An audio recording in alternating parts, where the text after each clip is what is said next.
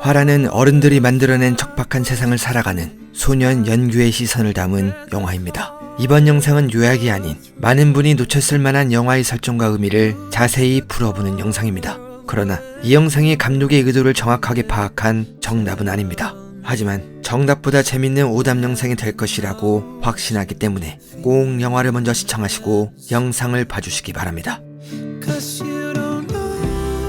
아직 성인이 되지 못한 영규는 주변 환경과 어른들에게 영향을 받아 그의 얼굴이 바뀌는 장면이 여러 번 있습니다. 우선 첫 번째로 영화가 시작되며 화면은 물에 비친 연규의 얼굴을 보여줍니다. 이때 연규의 모습은 세상 물정이라고는 아는 것이 없는 그냥 어린 소년입니다. 하지만 피는 섞이지 않았음에도 함께 사는 가족을 위할 줄 알고 어쨌든 같이 사는데 보고만 있긴 그랬어 좀. 술만 먹으면 손을 드는 새아버지를 향해 분노를 표출하고 네 아빠 알기라도 하면 어떡해. 그 새끼가 무슨 아빠인데. 엄마와 함께 네덜란드 이민을 꿈꾸는 걸 보면 집안 환경이 좋지 않아서 그렇지 의리도 있고 제 앞길 정도는 스스로 헤쳐나갈 수 있는 사람으로 보입니다. 하지만 사람들은 이런 연규의 본질을 보지 못합니다. 그래서 그가 살아온 환경으로 연규를 평가합니다. 왜 그러냐 니네 집 구석. 그지 새끼들도 아니고. 심지어 연규의 어머니조차 연규가 마련한 합의금을 의심했죠. 내가 멍치기라도 했을까 그래?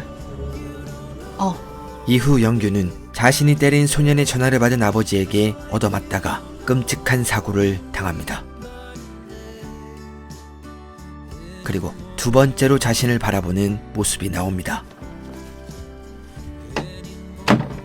이때 연규는 자신의 모습이 어떻게 보였을까요? 제가 연규라면 자신의 모습과 삶이 매우 초라하게 느껴졌을 겁니다. 돈 벌게 해줘요.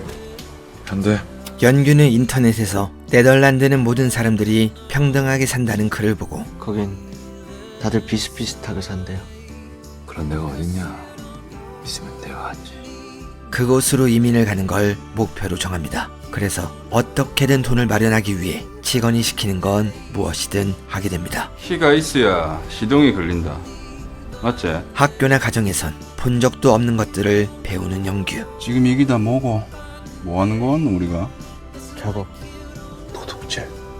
하지만 이런 범죄도 꿈을 이루기 위한 하나의 대가일 뿐이라며 자신을 합리화하는데 써먹고 다녀 이왕 흉진 거. 가르쳐줄게. 그렇게 정상적인 환경이나 올바른 어른이 아닌 직원의 환경에 점점 물들어가기 시작합니다.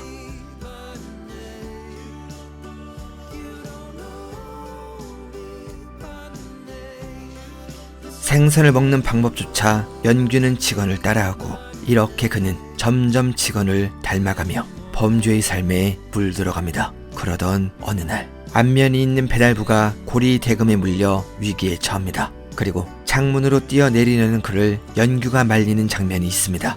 이때 세 번째로 자신의 모습을 바라보는 연규.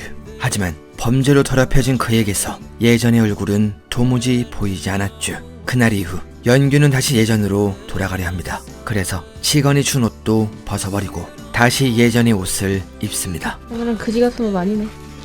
하지만 배달부에게 오토바이를 돌려준 것을 들키게 되고 자신의 행동에 대한 대가를 치르게 됩니다. 잘못했어요 형. 해야 돼 이거. 결국 오토바이를 다시 훔쳐오지만 직원은 상태가 안 좋다며 폐기하라고 말합니다. 그럼 저는 또 왜 다시 가져왔어요? 그냥 해야 되면 하는 거야 우린. 네, 이것이 직원의 삶, 아니 어른들이 살아가는 사회의 방식입니다. 죽겠지? 근데 연규야, 돌아가면 그 집이 네 미래야. 조금이나마 과거의 삶을 벗어나고 사람답게 살고 싶었던 연규는 그래도 과거보다는 나은 지금 현실에 머무르기로 결심합니다. 그리고 더욱 직원처럼 행동합니다. 연규는 보스의 눈에 들어 조금씩 다른 일거리가 떨어지는데 그것은 소년이 감히 감당할 수 없는 선을 넘는 것들입니다. 뭐하고 돌아다니는데 요즘에? 할 수 있는 일. 그게 뭔데? 할 수 있는 일? 결국 모든 것이 파국으로 이어지고 자신이 걸어온, 아니 연규가 살아온 삶의 흔적을 마주하게 되지만 그의 얼굴에 묻은 피는 도무지 닦이지 않았고 어떻게 해야 할지, 어디로 가야 할지 연규는 알지 못합니다.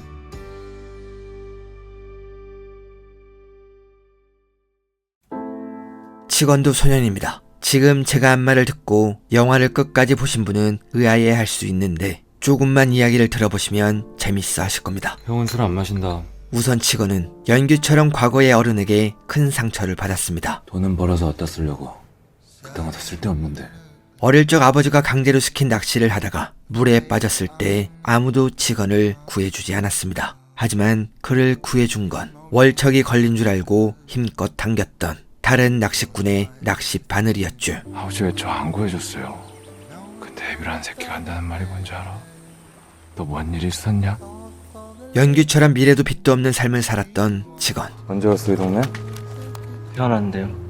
누구보다 연규의 마음을, 아니 상황을 치건은 공감하고 있었을 겁니다. 관상도 할만하다. 이런 연민인지 공감인지 알 수 없는 자신처럼 되지 않길 바라는 마음에서 피어나는 행동은 연규에게도 있었습니다. 왜 도와줬어 걔를? 피 한 방울 안 섞였으면서. 같이 사니까. 하얀을 도와준 것은 가족이라 그럴 수 있지만 생일인데 뭐 갖고 싶은 거 있어? 내년에 선물 사줄게 아빠가. 배달부의 아들과 바이크를 타며 놀아주고 자신의 열쇠고리까지 선물로 준 건 이거 왜 나 줘? 생일에 홀로 보냈던 자신의 어린 시절이 떠올랐기 때문이죠. 그래서 배달부와 아이에게 문제가 생겼을 때 사력을 다해 도와주려고 하지만 이때 연규는 치건 같은 능력도 없고 어설퍼 실수를 저지르게 됩니다. 네가 지금 양심이니 뭐니 오지랖들 팔자냐? 치건은 낚싯바늘에 건져진 이후 자신은 죽었다고 생각했습니다. 사람이 숨만 붙어 있다고 다 살아있는 건 아니거든. 그리고 연규처럼 어려운 환경에서 자란 사람을 여러 만났지만 그들에겐 연규에게 느꼈던 감정이 올라오지 않았습니다. 승로 이 동네 처음 온 게 언제였냐? 네 20살 때였나? 하지만 연규는 달랐고 전 모르시잖아요. 내가 왜 널 모르냐? 자신이 할 수 있는 모든 걸 다해 도와주려 하지만 애를 물에 빠뜨려 놨는데 누구 하나는 건져내줘야 되지 않겠냐? 결정적인 순간 자신도 어른이 되어버린 걸 깨닫게 됩니다. 뭐 부탁할 땐 그런 식으로 많이들 해 어른들은. 그래야 들어 처먹더라고. 치건의 보스는 자신의 사람을 국회의원으로 당선시키기 위해 여당의 높은 사람에게 로비를 합니다. 이때 연규를 시켜 젊은 여성을 데려다주고 어른들에게 부탁하는 법을 알려줍니다. 그리고 연규는 모든 상황이 파국으로 치달았을 때 자신에게 기회를 달라며 치건에게 하얀이를 데려옵니다. 이렇게 하면 부탁 들어준다며. 해야 되잖아. 자신의 행동을 그대로 보고 배운 연규를 보며 해야 돼 이거. 자신은 소년이 아닌 똑같은 어른이었고 연규에게 안 좋은 영향을 주는 환경 중 하나라는 사실을 비로소 깨닫게 되는 치건. 타오르는 가슴속에서 갈증을 느끼고 냉장고로 달려가는데 그 순간 치건의 시야는 물이 아닌 소주로 끌려갑니다. 화란의 마지막 부분의 감정선이 너무 빠르고 내재적으로 깔려있어 이 부분을 정리해 드리고자 합니다. 원래는 여러분이 보신 결말과 다른 버전의 결말이 2개 더 있었다고 하는데 개인적으로는 영화에 나온 결말이 저는 굉장히 마음에 듭니다. 우선 연규의 오토바이를 고장낸 건 치건이 아닌 게 분명합니다. 형이 그랬지. 내 오토바이. 무슨 소리 하는 거냐 지금? 만약 보스가 증거인멸을 위해 연규를 처리하라 했다면 팔을 자르라고 하지 않았을 것이고 걔 손 한 짝이라도 갖다 놔. 무엇보다 치건이 연규의 목숨을 위협하는 행동은 차마 하지 않았을 것 같습니다. 그렇다면 이것을 실행할 사람은 승무뿐인데 승무는 영화에서 몇 번이나 치건의 예쁨을 받는 걸 부러워하는 것처럼 보였죠. 적당히 파악하면서 기름 들거라. 하지만 오토바이를 고장낸 건 배달부입니다. 영화에서 배달부를 가장 생각한 건 연규이지만 사위가 그를 가만두지 않았고 이것은 배달부가 원한을 갖게 되는 이유로 이어지는 게 마치 어른들이 만들어낸 척박한 세상에 휘둘리는 우리의 모습을 보는 것 같습니다. 연규는 배달부 때문에 오토바이를 훔치며 모든 행동에는 대가가 있다는 걸 배웠습니다. 그래서 오토바이 사고가 나며 돈을 잃어버렸을 때 이것을 갚기 위해 치건에게 배운 대로 부탁을 한 거죠. 그때까지 하얀이라도 데리고 계세요. 그리고 치건은 자신의 낚싯바늘에 걸려버린 연규의 모습이 어떤지 확인하기 위해 아무 말 없이 보내줍니다. 그리고 연규는 최후의 방법으로 아버지를 찾아가 보지만 그가 보았던 어른의 모습은 폭력뿐이었기에 차마 말을 꺼내지도 못하고 돌아섭니다. 결국 하얀이를 다시 데려가는 대가로 손톱을 뽑고 앞에서 말한 것처럼 치건은 연규에게 마지막 가르침을 주고 눈을 감습니다. 하지만 연규는 집에 돌아간 뒤 안타까운 상황을 보았을 때 어른들처럼 폭력을 휘두르지 않았죠. 마지막에 용규는 하얀이와 오토바이를 타고 새로운 세상으로 도망칩니다. 그리고 그들의 앞쪽에 눈부신 태양이 떠 있으니 이들의 앞날은 지금보다 나아질 것이 분명합니다. 하지만 치건의 상자에 남아있던 낚싯바늘, 어린 시절 자신을 살려준 그 낚싯바늘을 치건은 영규처럼 보물상자에 간직하고 있습니다. 자신의 꿈, 자신이 가고 싶은 네덜란드, 화란을 가기 위한 돈을 상자에 모았던 영규.